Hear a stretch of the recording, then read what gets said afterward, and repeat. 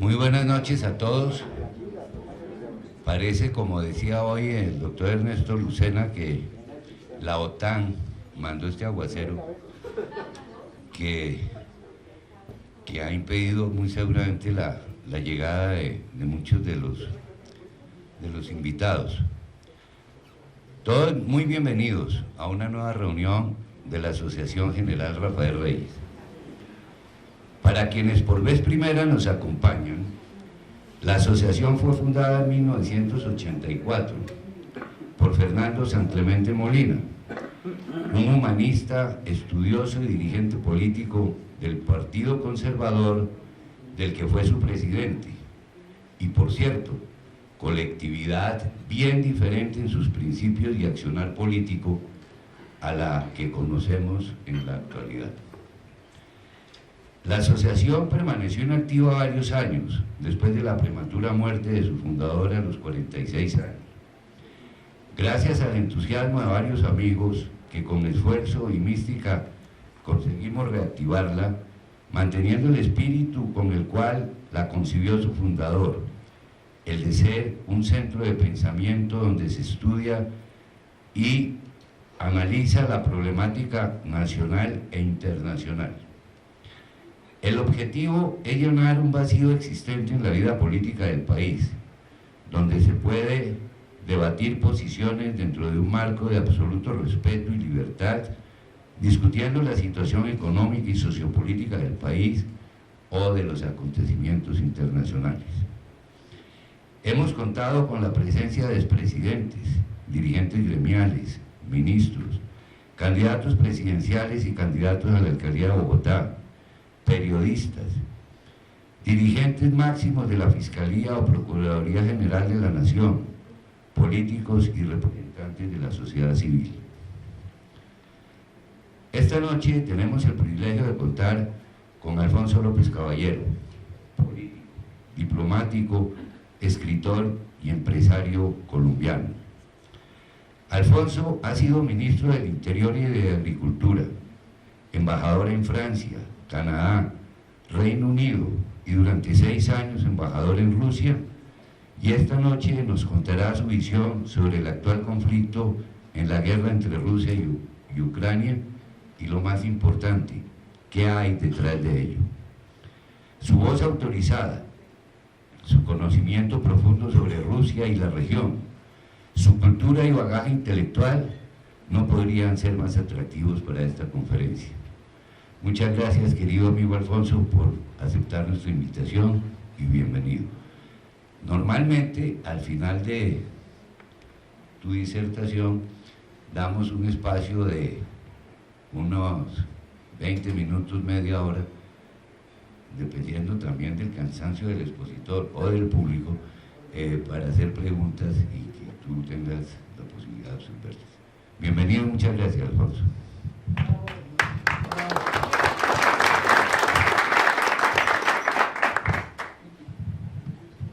Bueno, muy rápidamente voy a darles un panorama de cómo se llegó a la situación en que estamos y qué hay detrás, cómo es que estamos en lo que estamos.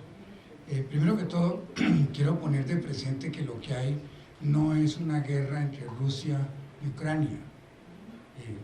Lo que hay realmente es una guerra entre Rusia y los Estados Unidos, que se está peleando en el territorio de un tercero, y es lo que llaman una guerra híbrida. O sea, no es solamente una confrontación militar, sino es una confrontación en todos los campos. Es una guerra económica, como ustedes saben, por el tema del gas y las sanciones y el afán de cortar a Rusia y separarla de la economía mundial. Es una guerra diplomática, como se puede ver en los foros internacionales, donde se busca expulsar a Rusia de ciertos foros, donde se vota en contra de Rusia. Es una guerra informativa, y que naturalmente la ha perdido Rusia totalmente en el occidente. Es una guerra cibernética, en fin. Entonces partimos de la base de que lo que hay es una confrontación entre Rusia y los Estados Unidos, en que Ucrania sola, sin el apoyo de la OTAN, nunca hubiera podido hacerle frente a Rusia tanto tiempo. Hubiera sido una cuestión de días, como esperaba la mayor parte del mundo cuando se dio esta situación. Por otra parte, pues es evidente que a Putin las cosas no le salieron como lo esperaba, como lo había calculado, y en las distintas áreas que dan para tomar la decisión de invadir a Ucrania, todo le salió mal. Por ejemplo, Ucrania, como veremos más adelante, está dividida en dos tradiciones, en dos regiones distintas que tienen casi que religión distinta, historia distinta, un pasado distinto, y Ucrania es un país que no existe como tal, sino hasta hace muy poco tiempo. El oriente de Ucrania muy cercano a Rusia siempre, y con mucha gente cuya lengua materna es el ruso.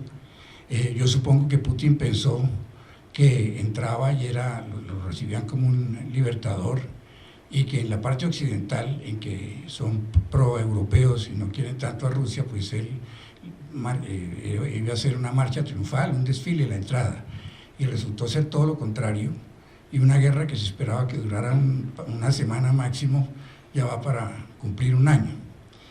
Por otro lado, yo pienso que también cuando se dio ese paso de invadir a Ucrania, se tomaba en consideración el mal estado de cohesión que tenía en ese momento la OTAN, porque los países europeos realmente estaban descontentos con los americanos, y los americanos acababan de salir con el rabo entre las piernas de Afganistán en una derrota realmente vergonzosa, en que unos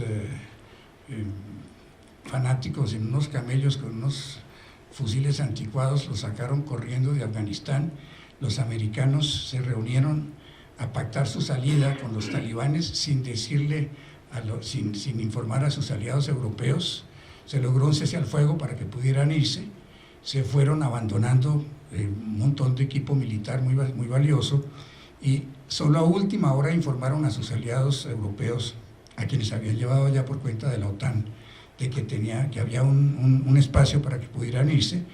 Y yo recuerdo haber visto los noticieros españoles y alemanes, y se quejaban ahí de que como les informaron, no sé, 2 o 3 días antes, que había un espacio de 2 días para irse, y decían los políticos a quienes entrevistaban allá: ¿y qué vamos a hacer ahora para evacuar a toda nuestra gente en 2 días?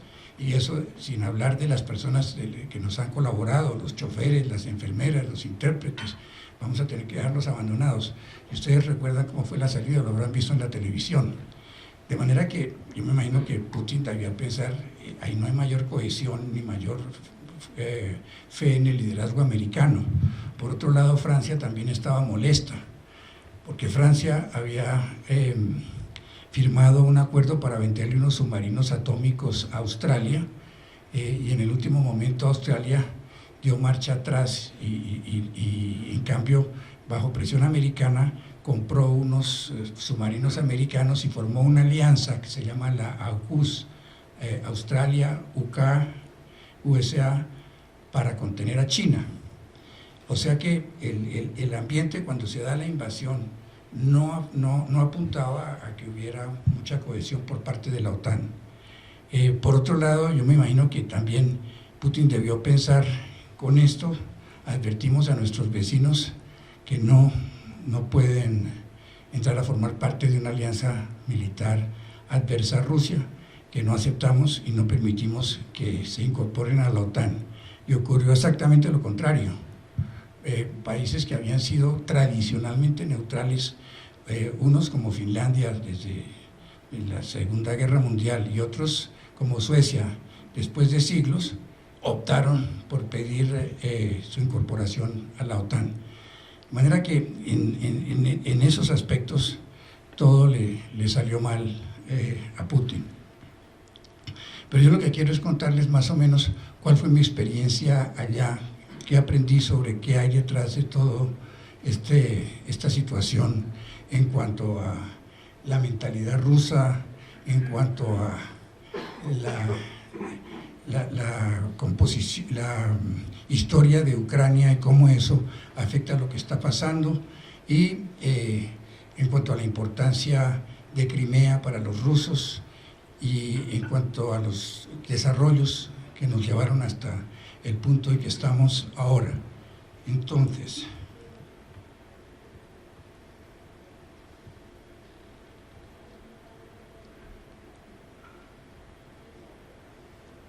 bueno, entonces, lo primero, ver el alma rusa, cómo se forma la mentalidad rusa, cómo son los rusos, comparándolos, digamos, con los colombianos o con los americanos, en fin. En Rusia, cualquier persona que ustedes encuentren, esto se me dispara solo, en Rusia cualquier persona que ustedes encuentren, cualquiera, el padre luchó en la Segunda Guerra contra los alemanes, que les costó casi 15 millones de muertos, y que se llama la Gran Guerra Patria. Es decir, cualquiera, el gerente del banco, el conductor del autobús, el policía, la secretaria, todos han perdido un familiar en la Segunda Guerra Mundial. El abuelo en la Primera Guerra Mundial, la misma historia. El bisabuelo contra los japoneses. Y así para atrás. Es decir, ellos han tenido guerras, han sido invadidos. Napoleón entró hasta Moscú y lo incendió. Les ha tocado luchar contra los polacos, contra los turcos, contra los suecos. De manera que para el ciudadano ruso el tema de la seguridad es una cosa primordial, es una cosa que uno como colombiano no entiende tanto, porque aquí nadie nos ha invadido, ni nos ha atacado, ni estamos rodeados de enemigos, ni tenemos una consideración sobre cómo la geografía nos favorece o nos desfavorece. Para ellos sí, para ellos el tema de la seguridad es una cosa obsesiva que toca a todos los rusos. El día que prácticamente es el Día Nacional, prácticamente, porque no oficialmente, pero lo que más emociona a los rusos, el día 9 de mayo, que se celebra el fin de la Segunda Guerra Mundial, que es la llamada Gran Guerra Patria. Hay un desfile imponente en la Plaza Roja, pero además de eso, hay un desfile informal de miles de civiles, de personas que desfilan por las calles de Moscú con las fotos de los parientes que murieron de los parientes que murieron en la Segunda Guerra Mundial. De manera que eso es una cosa que los toca a ellos muy, pero muy, muy de cerca. La otra cosa que cabe resaltar de Rusia es que es un país que está encerrado, es un país que no tiene prácticamente acceso al mar, es un país totalmente encajonado. Entonces, ustedes ven en este mapa, uno ve una Rusia con una costa enorme, pero esa costa está congelada la mayor parte del tiempo. Las dos grandes figuras de la historia de Rusia, que son Pedro el Grande y Catarina la Grande, lo que buscaban era una salida hacia los mares. Entonces, Pedro el Grande conquista la costa del Báltico, que antes pertenecía a Suecia, y fundan San Petersburgo en 1750 y pico, y es a partir de ese momento que Rusia empieza a tener acceso al occidente y a los mares, al Báltico. Y Catalina la Grande, a ver si encuentro otro mapa mejor, bueno, Catalina la Grande conquista, el amante de ella, Potemkin, conquista Crimea, y Crimea es la salida al sur que tiene Rusia en el puerto de Sebastopol. El puerto de Sebastopol es la base de la flota mercante rusa y de la marina de guerra rusa. Para ellos es fundamental, y es el único puerto importante en el sur que tiene capacidad para albergar esos navíos, porque los otros puertos que hay o son muy panditos o se congelan parte del año. Este es el único que no está, que está en un mar cálido y que es suficientemente amplio. De manera pues que es un país que enorme, como ustedes lo ven, pero no tiene prácticamente acceso al mar, está encajonado, tiene básicamente dos puertos, San Petersburgo en el norte y Sebastopol en el sur. Y hay un tercer, digamos, puerto, si quieren llamarlo, que es Kaliningrado, que era parte de Prusia Oriental, y que es un puerto ruso, pero que no tiene continuidad territorial con Rusia. De manera que todo eso forja el espíritu de lo que es Rusia.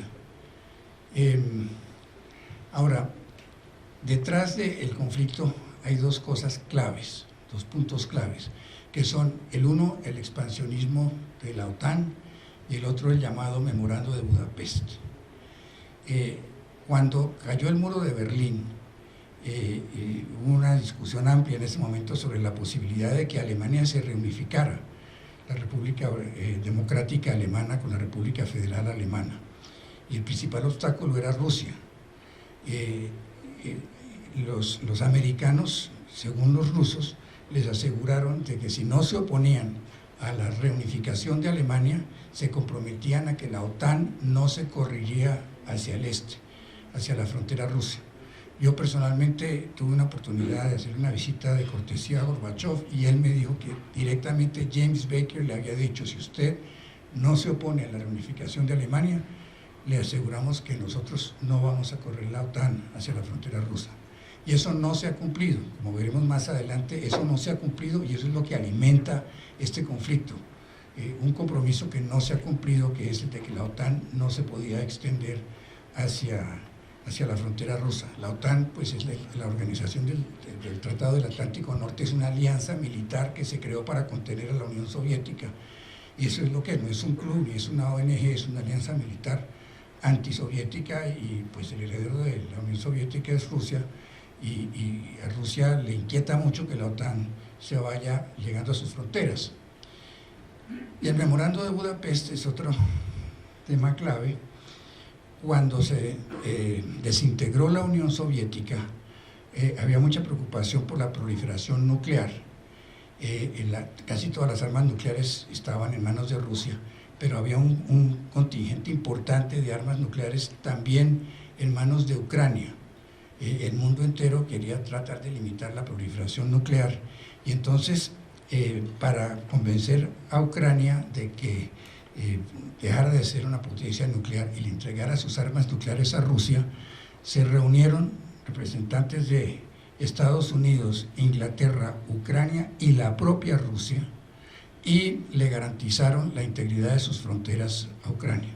O sea que la integridad de las fronteras de Ucrania está garantizada por la propia Rusia, más los Estados Unidos, más Inglaterra. Y eso naturalmente se violó con la anexión de Crimea. Y entonces, las dos cosas que alimentan el conflicto son esos dos compromisos que no se cumplieron: el de que la OTAN no se expandiera hacia la frontera rusa, y el de que se respetara la integridad de las fronteras de Ucrania. ¿Ah? Esa compromiso nunca existió de que no se... Dejemos las preguntas al final. Si era hacia el oriente, nunca fue pactado por los alemanes. Bueno, la unidad alemana, ¿no? bueno, lo que Es verbal, tal vez. pues, es decir, en todo caso, Para que la OTAN no se agrandara hacia el oriente. Nunca había oído eso. ¿usted qué partido político es? Bien hecho, Rosito. No, ese acuerdo no existe. El acuerdo de que no se amplíe la OTAN no existe. Bueno, los rusos, la visión que tienen los rusos es que... Es otra cosa, pero el acuerdo no hay. Usted dice que el acuerdo no se violó. ¿Por qué no seguimos y las preguntas al final?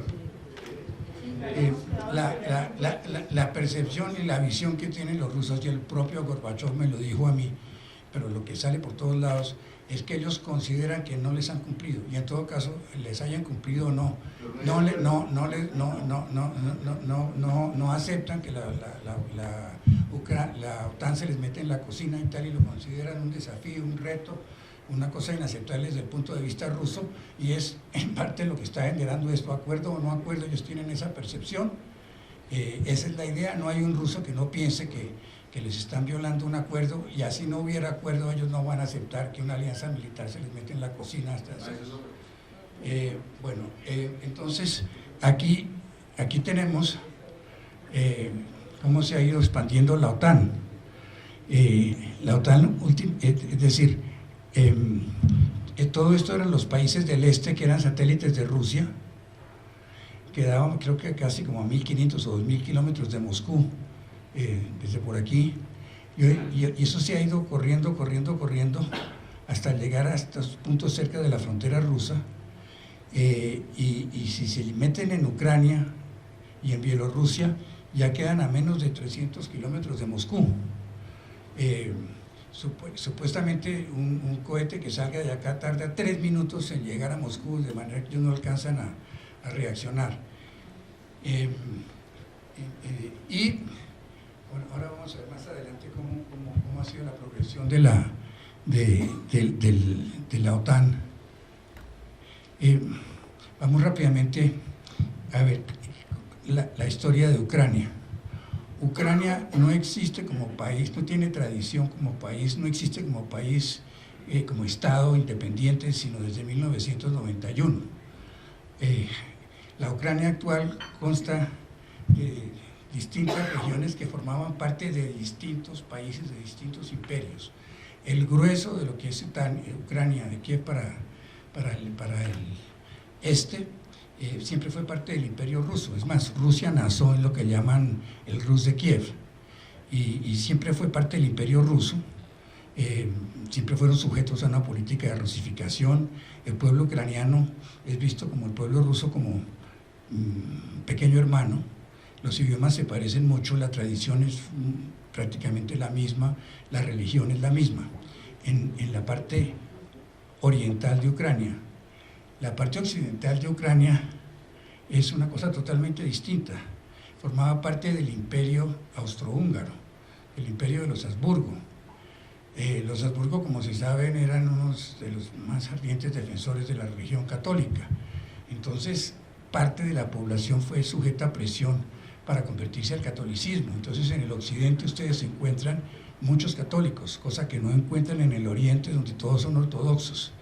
Y en el occidente se creó una iglesia bastante peculiar que se llama la Iglesia Uniata.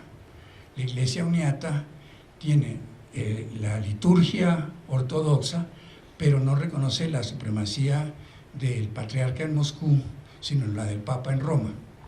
Y esa es la Iglesia Uniata, una iglesia con los ritos y la liturgia ortodoxa, pero que reconoce la supremacía del Papa. Entonces, son dos mitades de Ucrania que han vivido unas vidas totalmente distintas. En la parte que estaba bajo el dominio ruso, en muchas oportunidades prohibían el uso del idioma ucraniano. Consideraban el ucraniano como un dialecto del ruso, como un ruso corrompido por la cercanía con el polaco. En cambio, en la parte de los Habsburgo eran mucho más tolerantes. Allá se permitía desde luego el uso en todo momento de la lengua ucraniana, se publicaban periódicos y libros y tal, y se llevaban muchas veces de contrabando al lado ruso. Pero entonces Ucrania es un país que no tiene una identidad nacional consolidada, que tiene dos tradiciones totalmente distintas, e incluso hay otros dos trozos de Ucrania, que el uno era parte de Rumanía, de Besarabia, es lo que se llama Bukovina, Bukovina del norte, capital Chernovitz, entró a formar parte de Ucrania después de la Segunda Guerra Mundial, y lo mismo Transcarpatia, con la ciudad de Uzhhorod, que entró a formar parte de Ucrania después de la Segunda Guerra Mundial. Entonces lo que tenemos en el caso de Ucrania es lo siguiente: la parte oriental siempre formó parte del Imperio Ruso. La otra parte estuvo en una época dominada por la Confederación Polaco-Lituana. Polonia y Lituania eran un solo país durante mucho tiempo, y un país bastante poderoso, que incluso llegó a hacerle la guerra a Rusia, y llegaron hasta las puertas del Kremlin en una oportunidad los polaco-lituanos. En 1700 y pico, en la época de Catalina la Grande, vino lo que se llamó la repartición de Polonia, y se repartieron a Polonia entre los tres grandes imperios que la rodeaban. Al norte, Prusia, que se tomó la parte que se llama Poznania, con la capital Posen, al sudoccidente Galicia, capital Lvov, que ahora en ucraniano la llaman Lviv, y el resto con Varsovia pasó a manos de Rusia. Estamos hablando de 1750 y algo, y desde entonces esa parte siempre ha estado en manos de Rusia, y la otra ha tenido distintos destinos, porque después de la Primera Guerra Mundial, entonces se desintegra el imperio austrohúngaro, y hay varios estados sucesores, Checoslovaquia, Hungría y Polonia. Un mapa de Polonia que es totalmente distinto al mapa de Polonia de hoy, muy diferente. Entonces, esa parte de Ucrania estuvo bajo el dominio polaco desde el fin de la Primera Guerra Mundial hasta que llegamos a la Segunda Guerra Mundial. En vísperas de la Segunda Guerra Mundial es cuando se lleva a cabo el pacto Molotov-Ribbentrop, en que se dividen Europa Oriental en esferas de influencia y se dividen a Polonia. Entonces, en el pacto ellos se dividen a Polonia, y la Segunda Guerra Mundial, como ustedes recordarán, se inicia con la invasión de Polonia por parte de Alemania. Entonces están los polacos ocupados defendiéndose de los alemanes, cuando por el oriente sorpresivamente entran los rusos y avanzan hasta llegar a la línea de demarcación que habían acordado con los alemanes. Y después el resultado de la guerra es el que cambia los mapas. Los rusos nunca entregaron la parte de Polonia que le arrebataron a Polonia al comenzar la guerra, y eso lo incorporó, y esa parte de Polonia, que tenía una población mixta además, aunque en su mayoría eran bielorrusos en el norte y más al sur eran ucranianos, esa parte de Polonia se la anexa en el sur a Ucrania, más arriba a Bielorrusia, y arriba la ciudad de Vilna a Lituania. O sea que a partir de 1939 se conforma un mapa de Polonia, de Ucrania, distinto, totalmente distinto al que hay hoy, con los territorios que le arrebató la Unión Soviética con Stalin a Polonia.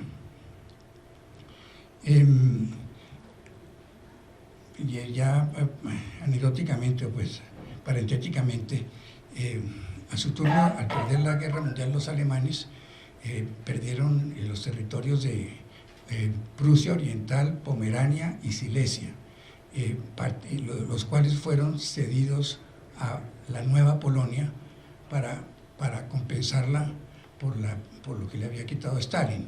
Y entonces en la parte de Polonia, de Ucrania, que formaba parte de Polonia, había una población mixta. Eso no era exclusivamente ucraniano. Desde la época del Imperio de los Habsburgo había una población mixta. Entonces la mayor parte de la población, el bajo pueblo, eran ucranianos. Los señores, la aristocracia era polaca. En la época habsburga los administradores eran generalmente alemanes. De todas maneras había una minoría alemán, y el comercio estaba en manos de los judíos, y había una población judía enorme que después prácticamente desapareció por cuenta del holocausto de Hitler en la Segunda Guerra Mundial.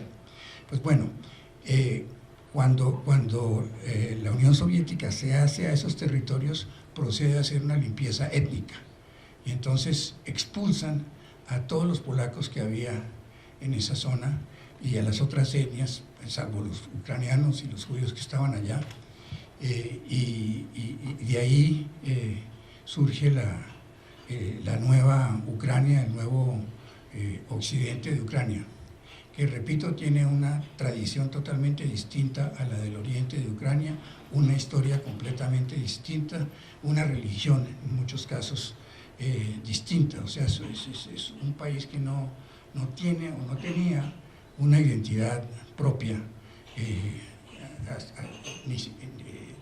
no la tenía hasta hace nada.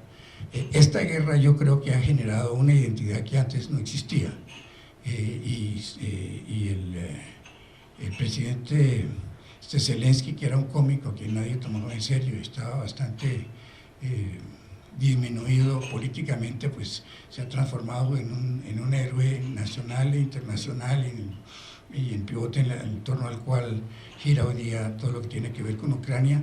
Y yo pienso, por lo que alcanzo a percibir, que Ucrania por fin está desarrollando un nacionalismo y una identidad como tal de país, de Estado, que no tenía hasta antes de la invasión, porque el país estaba profundamente dividido entre las dos regiones, y eso se evidenciaba siempre en las elecciones y la inestabilidad política que había en el país.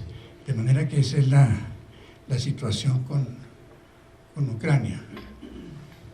Entonces, miremos el desarrollo de lo que ha ido ocurriendo. En 1989 cae el muro de Berlín, y es cuando, el muro de Berlín.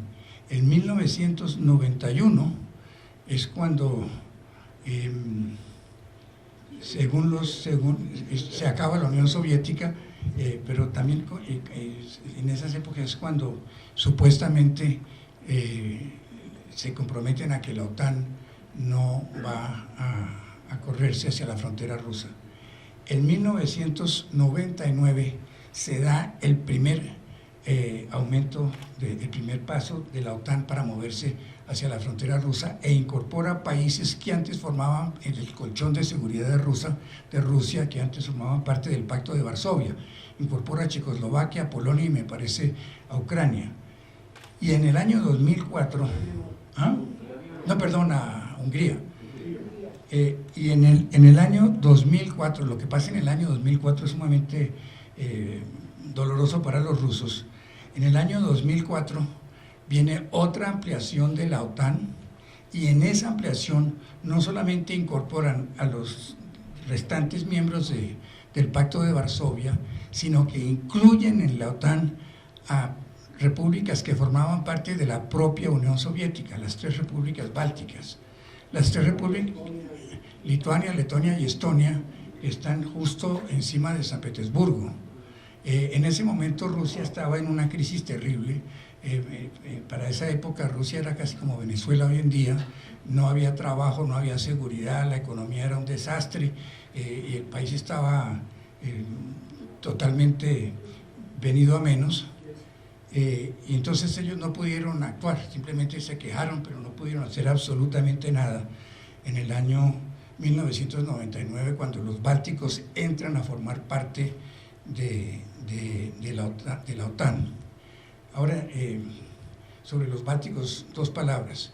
Por un lado, los países bálticos en realidad desconfían profundamente de los rusos, son muy hostiles a los rusos, no gustan de ellos, por un lado. Y por otro lado, hay unas minorías rusas muy importantes dentro de Letonia y Estonia. Y hay una pequeña minoría rusa en Lituania, no tan importante. Pero en Letonia constituyen casi la 3ª parte de la población, al punto de que el actual alcalde de Riga, la capital de Letonia, es de origen ruso. Y en Estonia ocurre otro tanto. De manera que ellos eran muy interesados en incorporarse a la OTAN, de susto de que en cualquier momento Rusia quisiera volver a conquistarlos. Pero pues Rusia lo ve al revés, es una alianza militar respirándoles en la nuca, pero no pudieron hacer nada en ese momento. En el año 2008, entonces empieza la fricción que nos lleva hasta hoy. En el año 2008, me parece en Bucarest, la OTAN anunció que tenía las puertas abiertas para recibir a Georgia y a Ucrania en su seno. Entonces eso causó un revuelo enorme en Rusia, dijeron no podemos aceptar eso, y Putin procedió a hacer con Georgia, ya estaba lista para ingresar a la OTAN, Y entonces Putin procedió a hacer con Georgia en ese momento exactamente lo mismo que está haciendo ahora con Ucrania.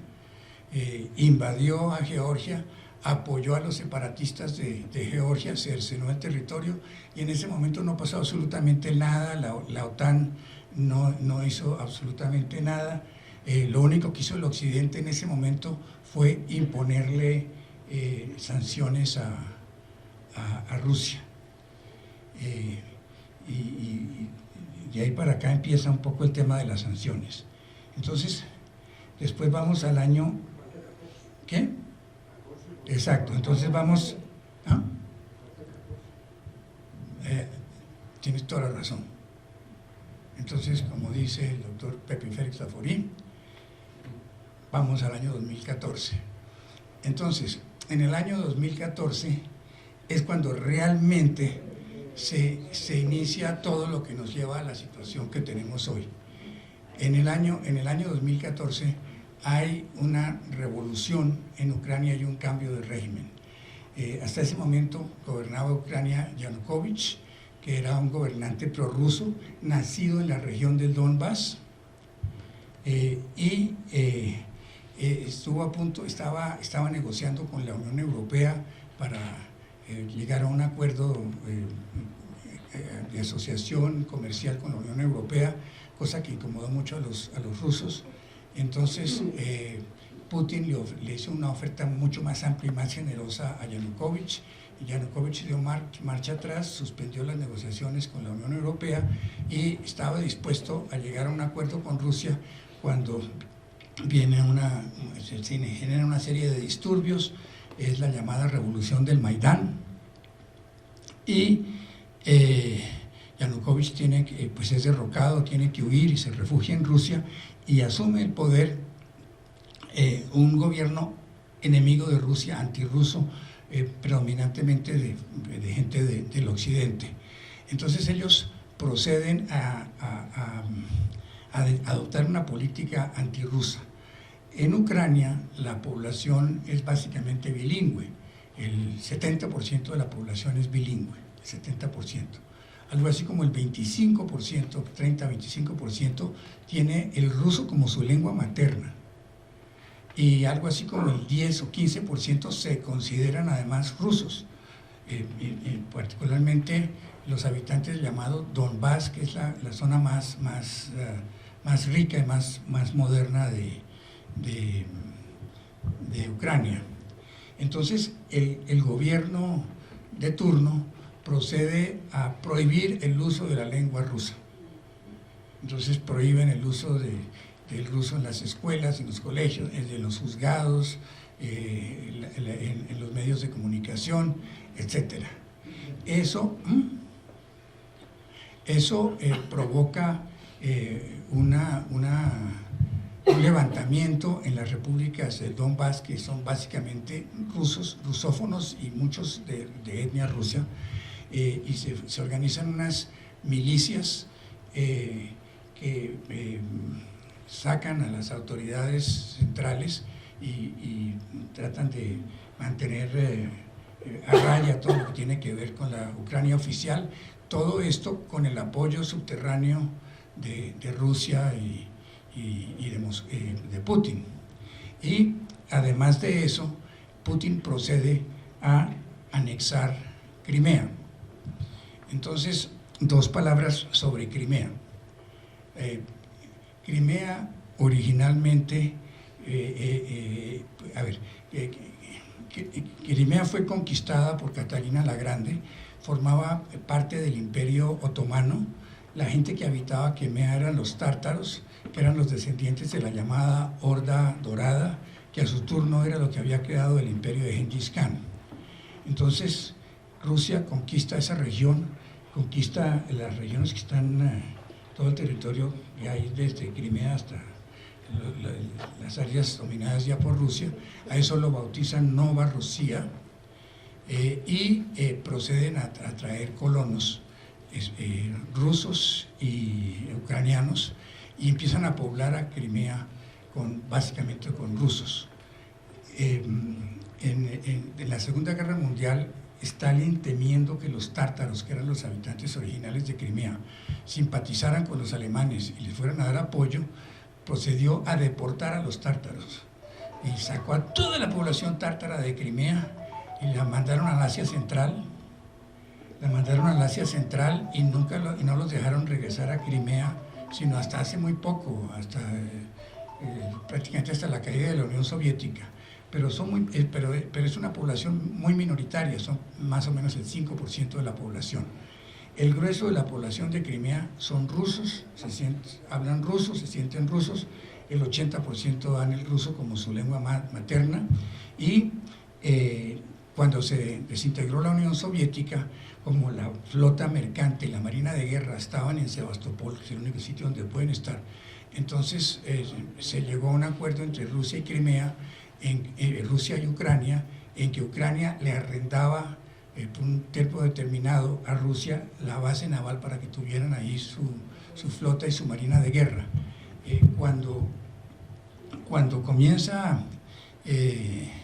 esta situación de antirrusa por parte del nuevo régimen, entonces se empieza a hablar de la posibilidad de cederle a los americanos una base cerca de la base rusa, o de aumentarle el arrendamiento a los rusos, o incluso de expulsar a los rusos, y es cuando Putin decide tomarse Crimea, y proceden a hacer un plebiscito que naturalmente, pues, un poquito manipulado, lo ganan los prorrusos, aunque todo el mundo está de acuerdo en que cualquier plebiscito que se hiciera ya lo ganarían los prorrusos. Entonces votan por formar parte de Rusia y Putin procede a anexar Crimea. Dicen que invadió Crimea, pero la realidad es que él no invadió Crimea, los rusos estaban allá.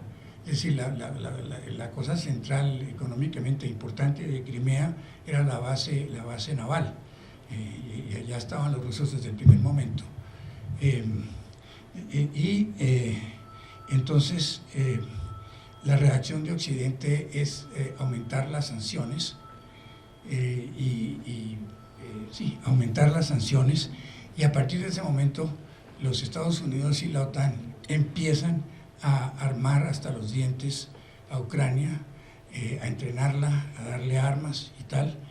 Mientras tanto, por el lado ruso, Putin distribuye algo así como 500,000 de pasaportes rusos a la población rusófona, y pues sigue también apoyando a los separatistas.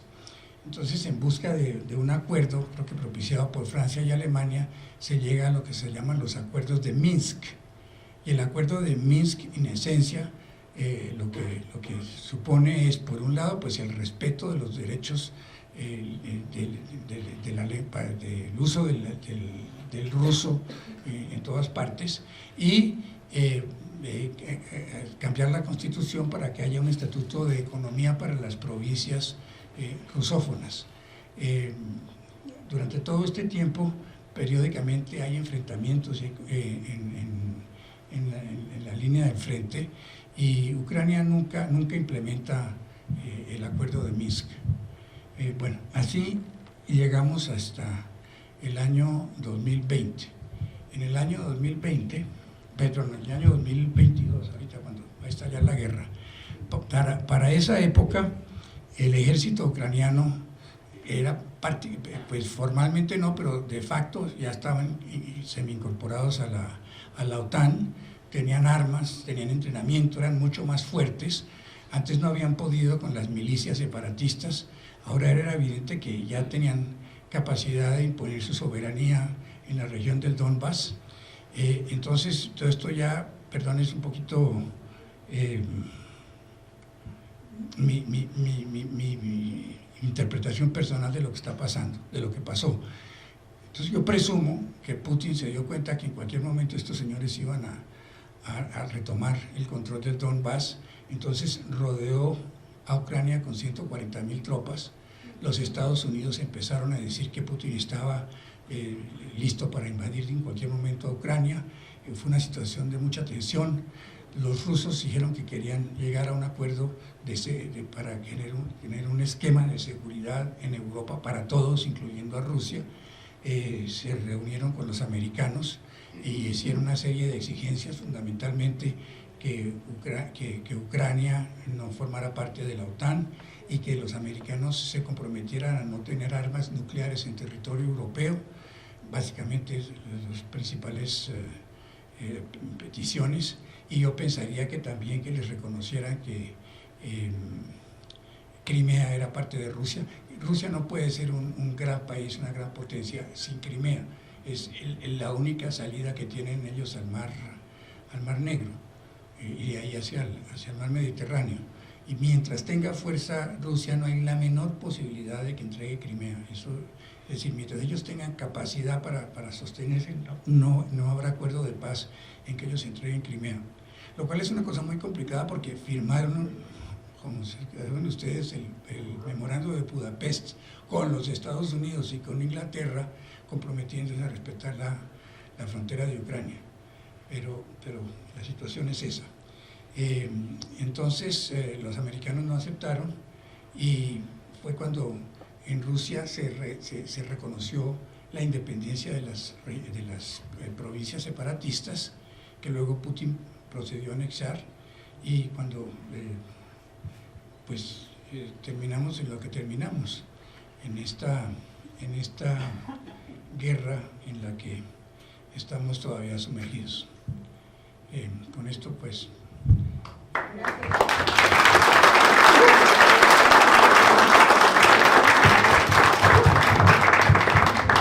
Anecdóticamente les quiero decir una palabra más sobre Crimea. A ver si logro tener un mapa por aquí.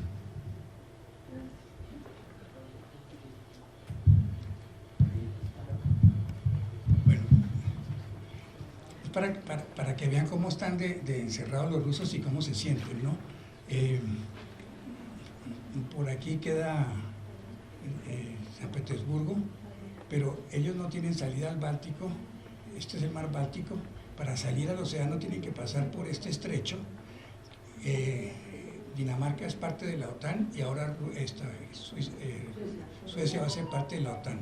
Y el origen de la guerra de Crimea, es que el objetivo de Rusia siempre fue la salida al mar, al Mediterráneo. Ellos querían conquistar Constantinopla, que ellos la llamaban Tsargrad, la ciudad del zar. Entonces buscaron un pretexto en 1850 más o menos, un pretexto dizque para proteger a los cristianos habitantes del Imperio Otomano, para declararle la guerra a Turquía con el ánimo de conquistar Constantinopla y poder salir al Mediterráneo. Y en ese momento la gran potencia mundial, que era Inglaterra, no tenía la menor intención de permitir que los rusos se le aparecieran en el Mediterráneo. Entonces Inglaterra y Francia salieron en auxilio de los turcos, y esa fue la famosa guerra de Crimea. El balance de la guerra de Crimea es que los rusos no pudieron conquistar Constantinopla, siguen encerrados. Aquí queda Constantinopla y ustedes si han estado allá, eso es tan ancho como de aquí hasta allá. Entonces los rusos siguen encerrados en el Mar Negro. Hay algunos acuerdos de cierta libertad de paso, pero básicamente eso está en manos de Turquía. Ellos no tienen ningún control y siguen encasillados en el Mar Negro. Bueno, quisiera hacerles solamente un poco desordenada la charla, pero un comentario. Desde que yo llegué allá en el año 2016, siempre se presentaban periódicamente incidentes con fuerzas de la OTAN. Cuando yo llegué allá, justamente me acababa de leer un artículo de Foreign Affairs que decía que los aviones de guerra rusos hostigaban a los barcos de la OTAN que patrullaban el Báltico y que se les acercaban peligrosamente y pasaban haciéndoles vuelos rasantes por encima para hostigarlos y asustarlos. Me llamó la atención que estuviera pasando eso en el año 2016. Y de ahí para adelante siempre vivimos con la idea de que se podía presentar que había algún accidente, entonces que unos aviones caza rusos escoltan un avión de la OTAN que está patrullando cerca de la frontera rusa. En otra oportunidad que una fragata inglesa pasó por el Mar Negro, no veo por aquí, pero bueno, así, el estrecho de Kerch pasó del Mar Negro al Mar de Azov, pasando por aguas territoriales rusas. Entonces los rusos le disparan desde la orilla y eso estuvo a punto de desencadenar una guerra que no desencadenó. En otra oportunidad que hay ejercicios militares de la OTAN en el Mar Negro, o que hay ejercicios militares de la OTAN en Polonia, todo eso crispa a los rusos. Allá cuando los ejercicios militares en el Mar Negro, se decía qué tal que nosotros hiciéramos ejercicios militares en el Mar Caribe. Y lo que yo, y estoy hablando de 2016, 17, 18, siempre, ¿no? Y lo que yo siempre notaba era que cuando había un incidente muy grande, muy complicado, como los que les he relatado, entonces pasaba algo aquí en Venezuela, que mandaban un avión ultramoderno con armas nucleares, sí, o que varios asesores militares rusos van a visitar con el ejército venezolano la frontera con Colombia. Y yo siempre interpreté, cuando pasaban esas cosas, no como algo orientado hacia Colombia, sino más bien como la respuesta rusa a lo que estaban haciendo los Estados Unidos y la OTAN en sus fronteras, y como una manera de decir, ustedes se meten en nuestro patio trasero, yo me meto en el patio trasero de ustedes. Y esa fue mi experiencia hasta ahí. Entonces, bueno, los dejo con esto.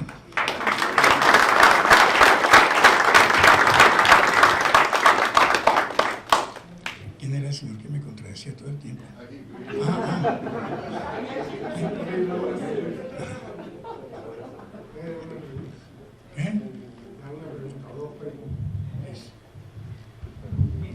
¿Por qué en Yalta y en Potsdam Stalin? ¿Por qué en Yalta y en Potsdam Stalin no se reservó esa zona? Pues hombre, Crimea, porque Catalina la Grande no fue fácil. Claro, ¿por qué no se la reservó? ¿Por qué no se quedó con esa área de Oriente que evidentemente hablan rusos, son ortodoxos, tienen toda la cultura prácticamente rusa? ¿Cuál fue la razón para que Stalin cediera en ese gran acuerdo que reconfiguró Europa, ¿no?, ese pedazo que era mucho más ruso?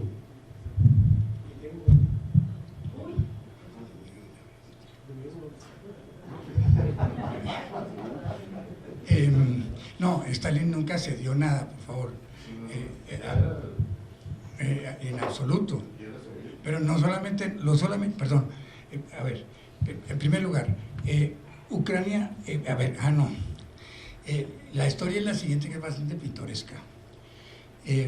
Cuando triunfa la Revolución Rusa y se toma el poder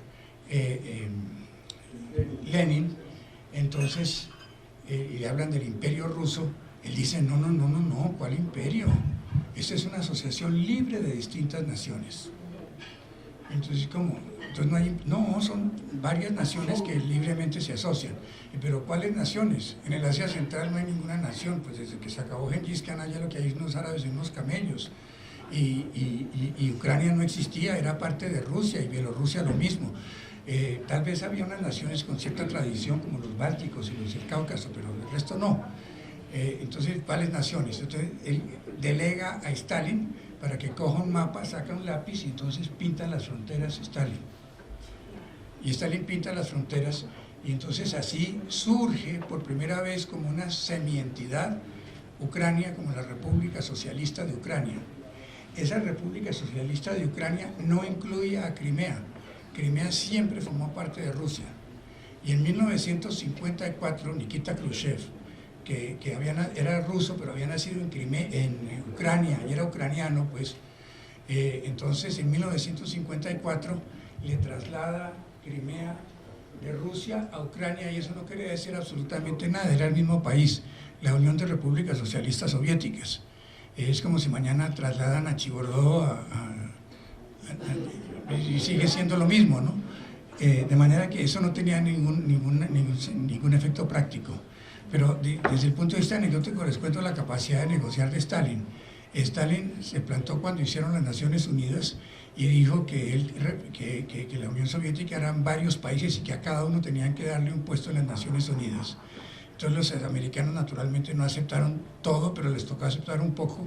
Y entonces las Naciones Unidas tenían como miembros, aparte, Rusia, Bielorrusia y Ucrania, hasta hoy.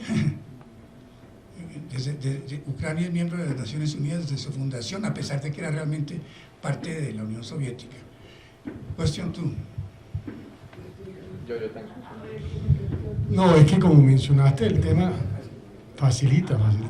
No, pero además, mira, yo me vine, porque uno no podía perderse una conferencia de Alfonsito y sobre todo esto. Es decir, uno que... Entonces, bueno, no, de verdad es que, a ver, no. Los sobrevuelos estos que tú haces referencia no son un tema menor. Evidentemente, cuando los rusos se ven absolutamente asfixiados por el incumplimiento del acuerdo que hubo en su momento, corriendo a la OTAN, pues los rusos también han hecho lo propio en el Mar Caribe, incluso los chinos. Hoy tienen Cuba, Nicaragua, Honduras, Venezuela y Colombia. Es decir, tienen una OTANcita aquí chiquita para, por si acaso, los gringos no están entendiendo lo que les está pasando.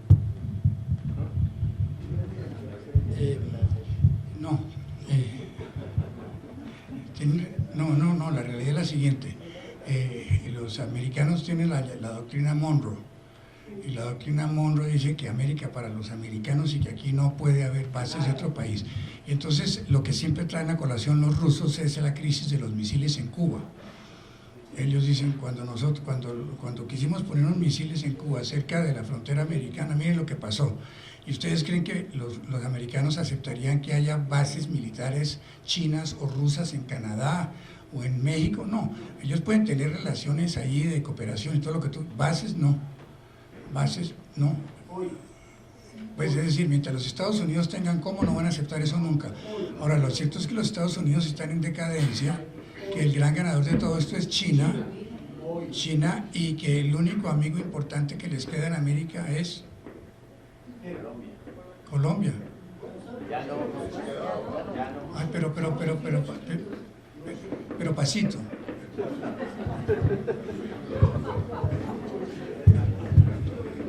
A mí me parece que ya Ucrania era mucho más diferente de Rusia y tenía cierto grado de autonomía desde mucho antes, porque en el Tratado de Brest-Litovsk en 1918, antes de que los alemanes perdieran la guerra, y cuando los rusos perdieron la guerra con los alemanes, los rusos ya habían cedido toda Ucrania y Ucrania quedó bajo la administración alemana.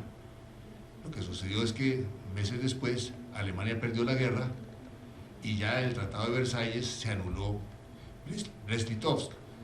Pero Ucrania siempre ha sido diferente de Rusia. Y en cuanto a los deseos de rusos de seguridad sobre Ucrania, eso me recuerda lo mismo de los Sudetens que decía Hitler, ¿no? Él decía lo mismo. Entonces en el 38 pues invadió los Sudetens porque ahí había alemanes, ¿no?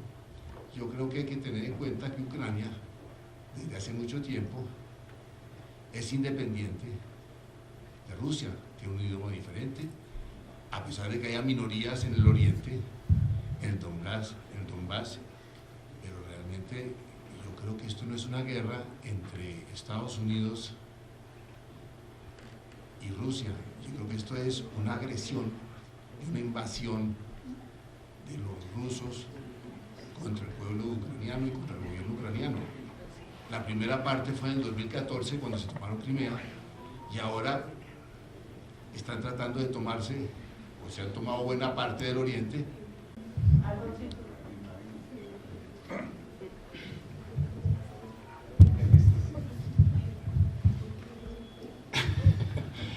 Gracias. Un par de preguntas. Estaba leyendo en una entrevista que le hicieron a Putin en medios rusos esta semana que el error no había sido invadir Ucrania, sino que el error estaba desde el principio en el pacto de Minsk.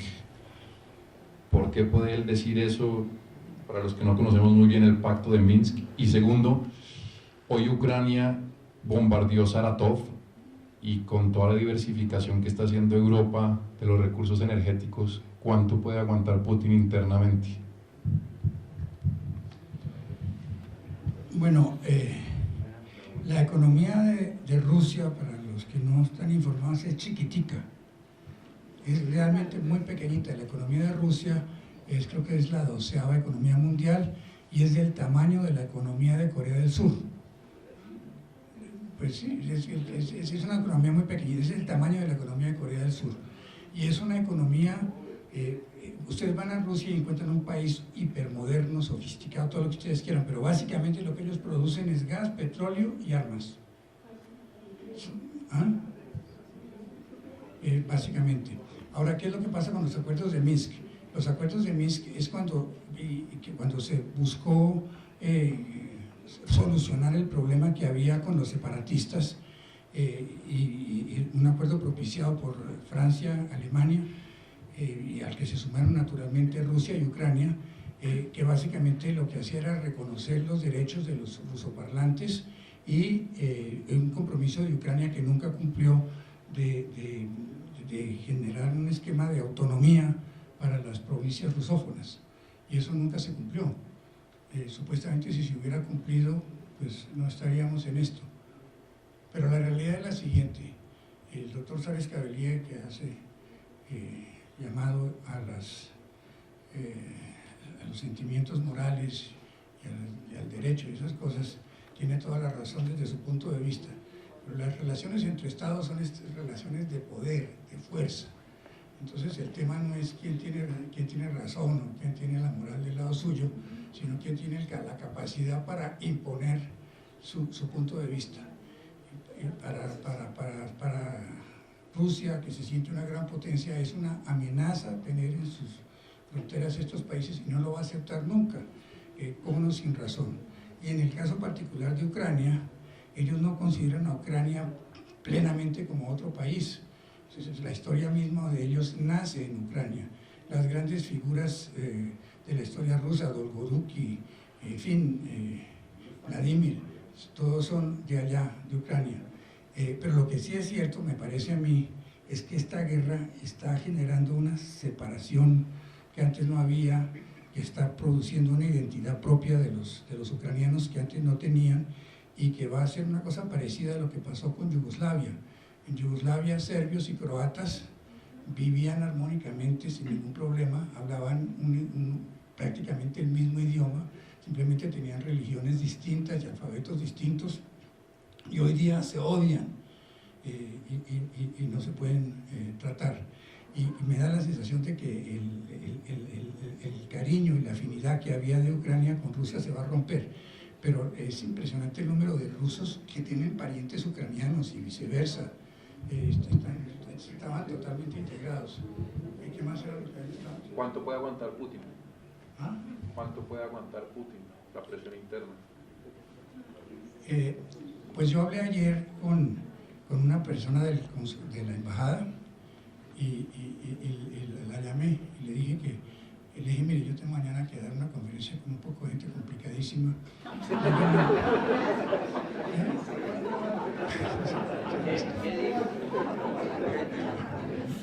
Entonces le dije, ¿cómo está el ambiente allá en Rusia? ¿Cómo están las cosas? ¿Cómo están ustedes en la embajada? ¿Cómo está todo eso? Me dice, no, aquí, como si no pasara nada. Digo, como los buses llenos de gente, los restaurantes llenos de gente, los centros comerciales igualitos llenos de gente, no se nota ninguna tensión en el ambiente. Lo único es que se han encarecido muchas cosas, y para los diplomáticos allá, por ejemplo los nuestros, tienen el problema de que el rublo, cuando yo me vine, estaba a 74, el dólar estaba a 74 rublos el dólar, y ahora está como a 60, o sea que se les ha encarecido un poco la vida, ¿no? Y en los almacenes es que se nota ya la ausencia de ciertos productos, en otros, importados, ¿no? Pero en otros casos, por ejemplo, me cuentan que McDonald's, me dijeron que, el McDonald's lo que es una franquicia, no es una inversión de McDonald's, sino es una franquicia. Y me dicen que los dueños de la franquicia están felices porque ya no tienen que pagar por la franquicia. Le cambiaron el nombre de McDonald's, no sé cómo se llama ahora, pero tienen el mismo menú, con las mismas cosas, con otro nombre. Pero la vida ya transcurre normalmente. Allá la gente es muy patriota, por lo mismo que les he señalado a ustedes de las guerras y las invasiones, son muy patriotas. Muchas veces sin necesidad de que simpaticen con el líder o con el gobierno, sí apoyan a su país firmemente. En este caso hay dos cuestiones. La una, que hay mucha gente que no ve con buenos ojos que hayan invadido a Ucrania, pues tienen familiares allá y tal. Y lo otro que le ha quitado popularidad a Putin es que anunció que iban a reclutar una leva de 300.000 soldados. Entonces todas las mamás y los papás y los hermanos no están muy entusiasmados con esa idea, y eso sí es una cosa que ha parado un poco el asunto. Pero Putin le está vendiendo ahora su gas a China y a la India con un descuento importante. Lo que está logrando con esto el Occidente es echar a Rusia en manos de China, que es el verdadero rival que tienen los Estados Unidos, y los chinos felices de ver una Rusia debilitada que tiene que caer en sus brazos sin mucha capacidad para corcovear. Y además la están ayudando económicamente a China con los descuentos tan grandes que les da Putin para continuar vendiéndole el gas. Yo no sé, no me atrevería a hacer pronósticos sobre qué pase, pero por el momento, por lo que yo oigo con la gente que vive allá y lo que veo, eso puede durar un tiempo.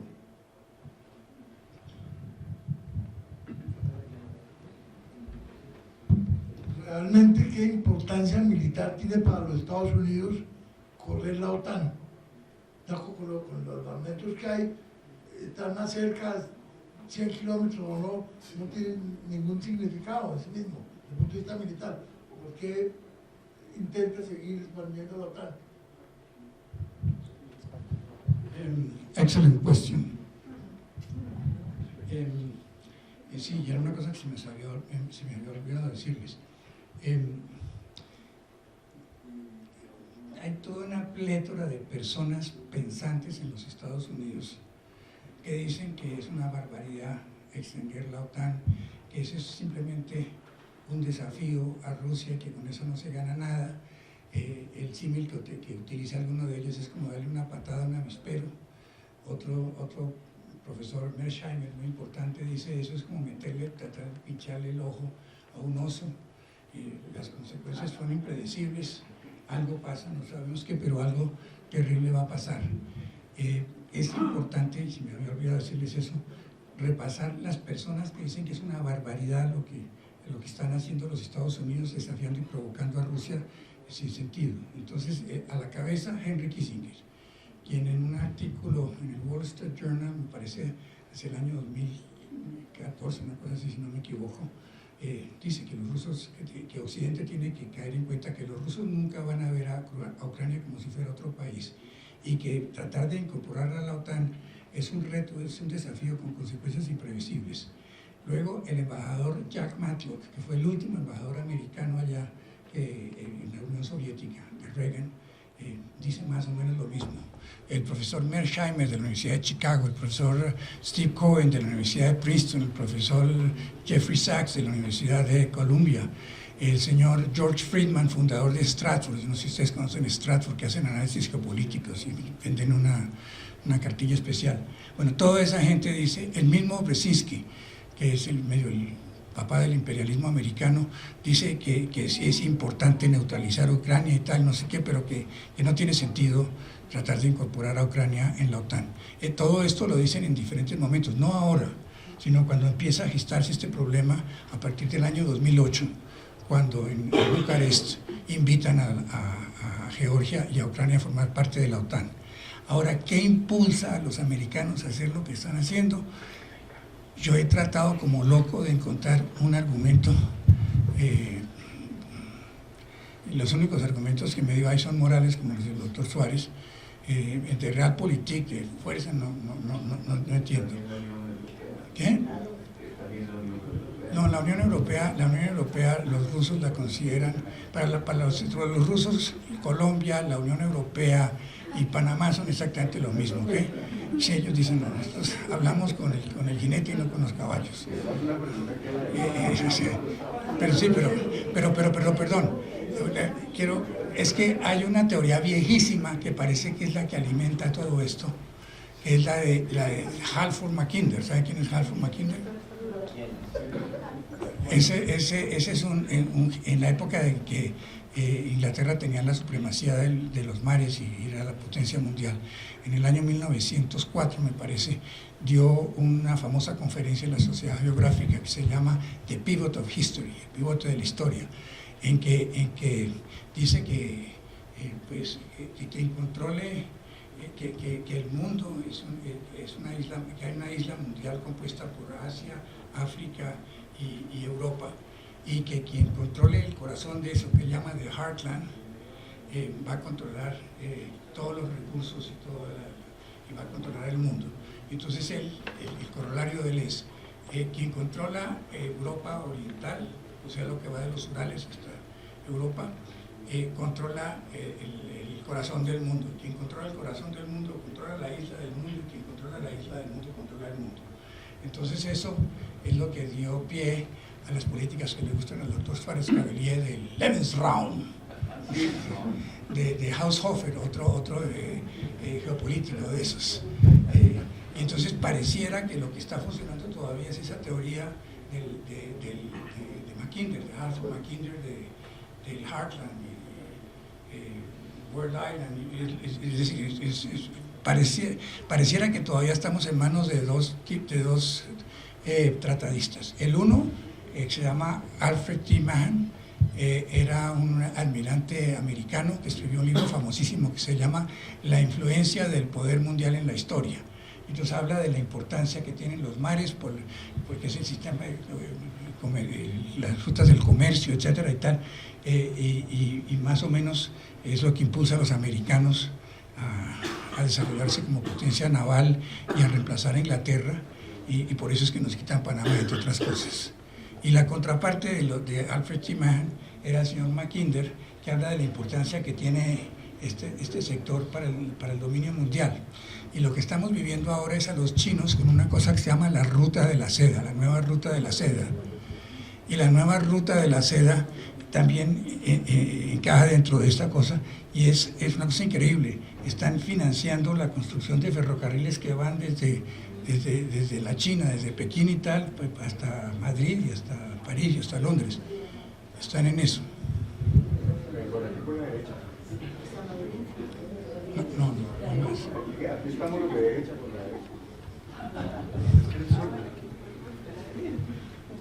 Doctor López, le tengo una pregunta que tiene que ver con, usted dijo al principio que esta es una guerra entre Estados Unidos y Rusia, pero ¿cómo políticamente el escándalo de Burisma pudo influir en las decisiones Burisma, Hunter Biden, el hijo de Biden, pudo influir en esa decisión de entrar en esa guerra? Eso es lo que pensamos los trumpistas, ¿usted cree eso? Bueno, eso es lo que parece ser que no solamente el hijo de ¿cómo se llama?, de Biden, sino creo que no sé si un hijo, hay tres grandes figuras americanas cuyos hijos son miembros de las juntas directivas de alguna junta directiva importante en Ucrania. Yo francamente no creo que eso sea así. Y perdón, yo no digo que haya una guerra entre los Estados Unidos y Rusia. Eso lo dice Robert Gates, el secretario de Defensa de los Estados Unidos, dice "We are in a proxy war with Russia".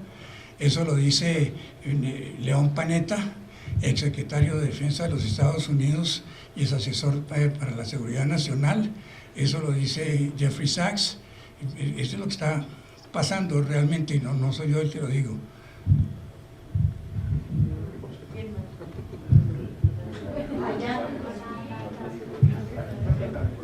Los rusos nunca han tenido miedo de poner muertos en la Segunda Guerra Mundial y napoleónica.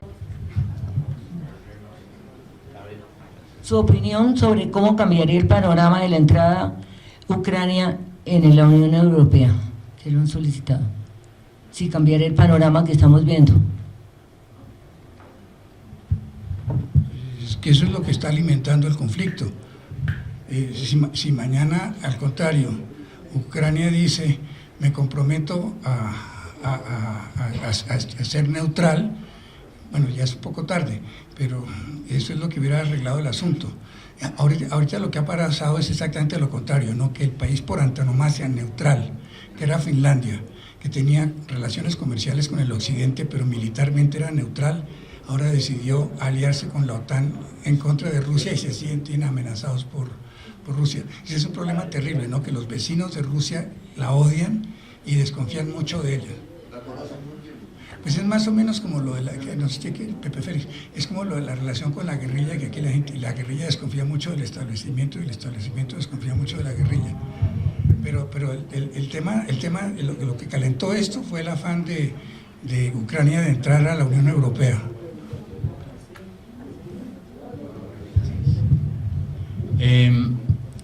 El día de hoy hubo unos hechos muy significativos, que fue el bombardeo de varias ciudades y aeropuertos dentro del territorio ruso.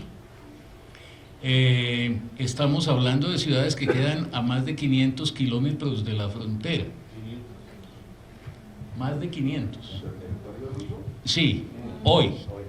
En los aeropuertos de Rusia. ¿Esto qué está significando? Una expansión de la guerra, porque ya la están llevando al territorio ruso propiamente. Sin embargo, lo que estamos viendo también, simultáneamente a esta expansión de la guerra, es un debilitamiento de las economías europeas. Entonces, le pregunto su opinión acerca de estos dos temas. Bueno, en primer lugar sobre la guerra. La guerra resultó ser una guerra tecnológica y resultó evidente que la tecnología de Occidente es muy superior a la tecnología rusa. Cosa que ha sorprendido a todo el mundo porque ellos hacían gran despliegue de las últimas novedades que tenían en materia de armamento. Se suponía que era de lo más moderno que había. Y desde luego un par de la tecnología americana y europea, y eso no ha resultado ser así.